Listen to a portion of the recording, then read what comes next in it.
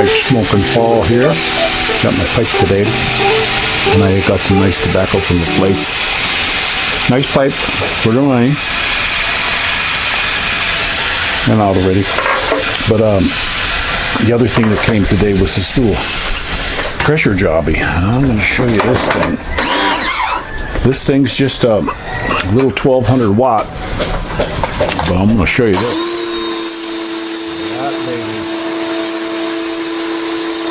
That is a blinger.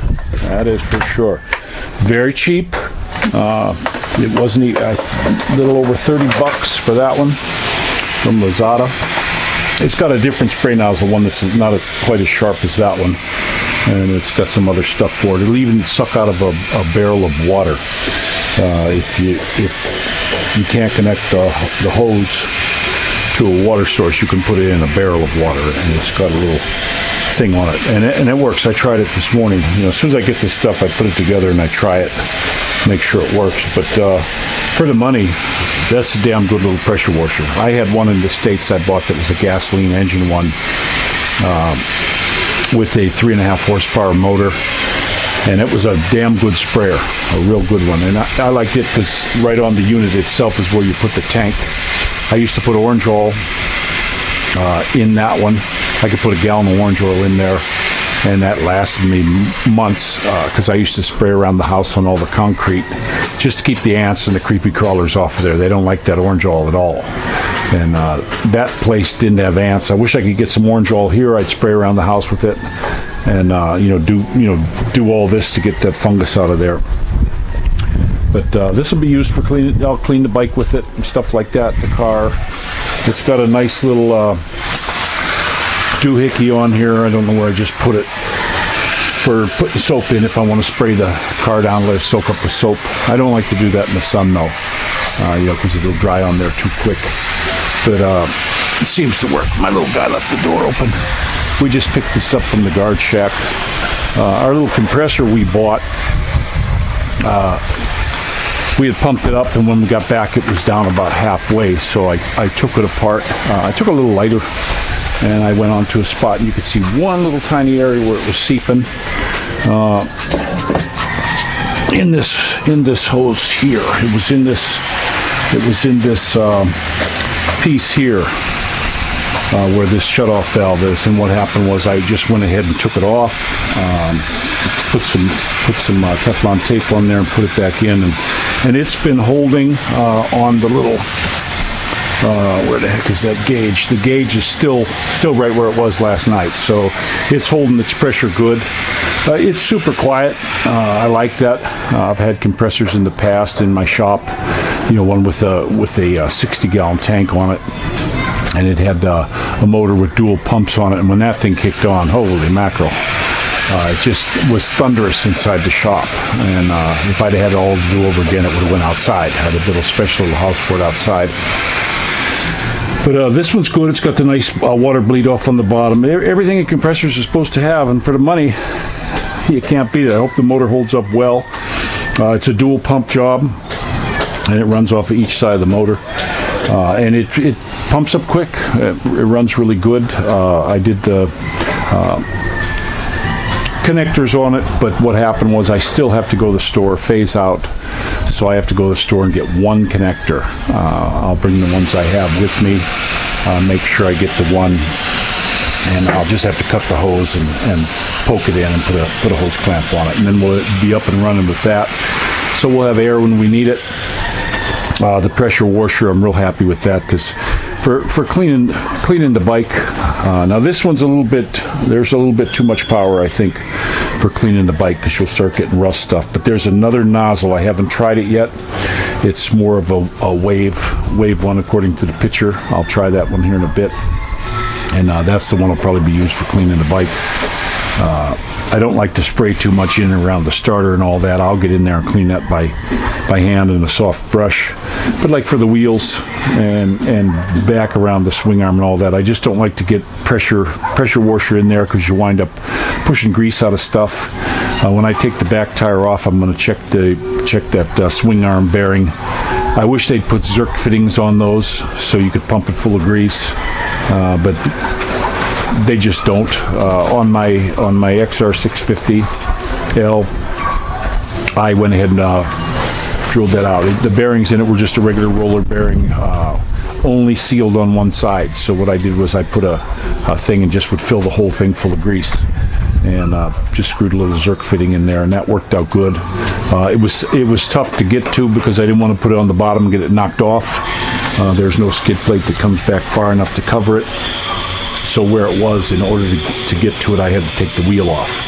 But that's, I had the wheels off on them, on that like a regular basis for cleaning real good, because I got that, like, my goodness, the mud and crap, and I don't like to leave them real dirty. I like to keep the machines real clean. But we're starting to get all the stuff I wanted for here. It's a slow process. I'm not spending a lot of money on this stuff. I've had real high quality stuff and spent a lot of money, but before, but I was making, if I needed to get something, I didn't just go out and buy it. I went ahead and did some extra work and made some extra money. But here we're on a fixed income, so it's not like that. I have to put money back, for things I need. And that's just how it goes. So it's a slow process, and I'm sure that's the way it is for a lot of folks. But we get hit with other stuff that comes up. I just bought a propane. We have 3 tanks now for the propane, but the guy just happened to stop by, so I bought it. Propane went up to $7.80. It was $6.50 the first one we bought. Then it went up to $700, and then now it's $7.80. And since we've been here, we've gone through 3 tanks since May. So that stove we have is super efficient. It's not like the little 2-burner job. I've got the little covers for that. That'll be for when we're cooking stuff outside. I want to get the back set up yet with some rain barrels. We saw there's a place right up the street that's selling rain barrels, and I'll have to cut the downspouts. Not in a big hurry for that right now. But we're just having a nice day. My sweetie's out with Ami. Wes came and picked him up. He came yesterday. Wes, thanks, buddy. I had talked about the carafes for the coffee pot, and he was out, and he sent a text over, and he had a picture of them, and he said, "Hey, I found them here for 99 pesos." And I thought, okay. And he showed me something that was really cool, because I probably wouldn't have paid attention, but the little bubble that sticks up that stops the coffee from pouring out, which I always take that out, there was no holes for it to drain into the pot. It would have just coffee would have went everywhere. So I'm glad he pointed that out to me, because I may have missed it. I don't know, but I still got to get in today, and I'm going to drill a couple little holes in that. It actually is aiming on an angle down, so if the coffee pot doesn't drip it straight into the little hole I'm going to drill, it'll get all over. So we turned the lid over. Now it's concave, and if any splatters around, it's going to go down into the holes I'm going to drill. So that's kind of cool. So we got that done. It fits in the pot. And then I also, while he was there, they had a smaller one, because that little pot, I like to use that one if I'm just going to have coffee, like I used it this morning. Faye was up and going early, so it was like, okay, I'm not going to make a big full pot, so I like to use that little one too. That's a nice little pot. It just doesn't the griddle tray on it doesn't keep it hot enough. But if you drink it, right off the bat, I'll get my 2 cups out of that, and I'm good. And I go through the coffee pretty quick. I'm a coffeeaholic, that's for sure. I love to get the coffee. Wes is the one, his neighbor lady has a coffee bean business, and he brought me 2 different types. I forget which ones they were, but we had finished the first one, which was good. It was like what we were getting when we were down in Carmona, and it was pretty good, not too expensive. He actually gave us these ones. He didn't charge me anything for it. But then the other bag was, I think, was a little different brand, slightly richer looking color. And that one's the one I'm on now. And I'll tell you what, that's got a really, really good flavor to it. But I got something else here that we got. I'm going to show this to you if you guys like coffee. Now, I'm not a big fan of the instant stuff, but there's an instant one that I saw. I don't think I showed the picture of it, but Faye doesn't like the one coffee. So what she does is she likes this one, and that's the one we always get. But I don't know where we put them. I'd like to show you that one I get. Let's see where I don't know what happened to that now. Where did I bought like 4 bags of it because I really like it, but I went through the first bag. It's a Nescafe brand. It's in a black bag, and I don't know where the heck she put it. It's supposed to be right here. Oh my. Okay, and I wanted to show you that so you could see it and try it. I'm telling you the truth. I don't know why it doesn't go where the coffee goes. That's what happens in this house. You know, you have the black coffee bags that I bought, and then it gets moved to somewhere where I have no idea where it's at. That gets a little aggravating sometimes. It does, guys. It really aggravates me because it's just gone. Oh my! It's not anywhere where I would put it. I mean, I don't put it in weird places. I'll look up here, but I know I didn't put it up there. Nope. Oh, that's really strange. I'm gonna shut this off and try to look for it. Hang on. I'm back. This is the one. I had to go in the garbage can to get the one I opened this morning. I got 4 more of them because I bought 6. And who knows where it went? I don't know. But this is the stuff right here. It's Nescafe Black Roast. And if you're in a pinch and you just want to drink an instant coffee, guys, I recommend this stuff. You know, me, when I get something like this, it's really good. I don't really care the cost. I didn't even look at the price. I got one last month to try it for just a quick coffee in the morning, and it's good stuff. It was really good. So when I was at the store, I bought more. We put it in like a glass container. You know, right now we're doing a lot of stuff with. We got some more ants coming in again, and the kids were being real careful with the kids leaving anything, any food stuff. You know, it's a rule they can only have any kind of food by the table, and we're always cleaning it up to keep the ants. But what's been happening is there's these black, long, skinny bugs. They can fly, but they'll fly in, and then they come in and croak. Now these bigger speeder ants, they're hauling them away is what they're doing. They're coming in and they're grabbing them and they're hauling them back outside and stuff. But you know, we're starting to get hit with ants again. And I even saw a couple of them upstairs this morning. I spray their track with vinegar and either suck them up in the vacuum or do whatever I can do to get them out of here. But they are doing a job. They're hauling away. I went into the corner behind the cabinet and I was vacuuming. There was 5 or 6 of those dead black little bugs. They're long. They're shaped kind of like a small cockroach, but they're black. I mean, these things are black like this motorcycle right here. And you can, you know, I picked up a dead one. You could pull his wings out. He's got some wings. Those covers fold off like this, and then he's got wings under there. And I've seen them fly in.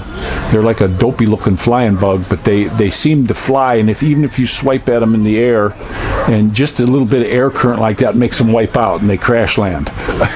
It's a very weird bug. It's like they weren't supposed to fly, but they can, and not very aerodynamic, I guess. But it's a weird bug. I never saw them in the States, but it's one they have here, and it's like must be like the season on them right now. But I have been seeing the birdies around. I had a few of them crawling over there, and the little sparrows come up and eat them. So, you know, it's part of their food source, seasonal food source, I think. But we did that video yesterday. We had a heck of a rain, just a steady one. I put the Christmas tree outside and got them a good drink over there. And just getting the stuff together. I still... you know, I asked folks if anybody here knows anything about the golf shafts. Another thing, if anybody knows where I can get the orange hull. I looked on Lazada, I didn't see any. I'd love to get a gallon jug so I can orange hull all this out here.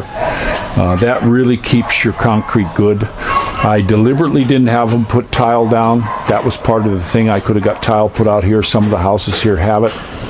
But guys, it's slippery. So it's a trade-off. I don't want to slip and bust a hip. So the trade-off was the concrete like this, and what it does, it gets wet and it gets that green fungus in there. Now it's not slippery because I didn't want them to do it real smooth. I said leave it kind of rough, and that collects the stuff. Now in the back, what we do, we have to clean the washing machine out. I do that religiously once a month. It tells you right in the owner's manual, and you put it on cleaning, and then you put a half a gallon of bleach in there when the tank is full. It takes 90 minutes, and it cycles through and cleans it all real good. And I've already had it a couple times where I tipped it over and took it apart and cleaned stuff out, but it's this one you don't seem to do it. I just kind of clean the bugs and webs out underneath and make sure the motor area is cleaned off pretty good. It's sealed up pretty good. But the inside, when you do this bleach tub maintenance, it's called, it cleans it out really good because the water comes out real brown. Well, what I do, where I have my hose going into the drain, I just take it out and let it go on the ground. And then it's a pretty good amount of water because it fills the tank up full. And it comes washing down here, and then we just push it around with a broom and it kills that fungus. We're due to do it again on the 15th.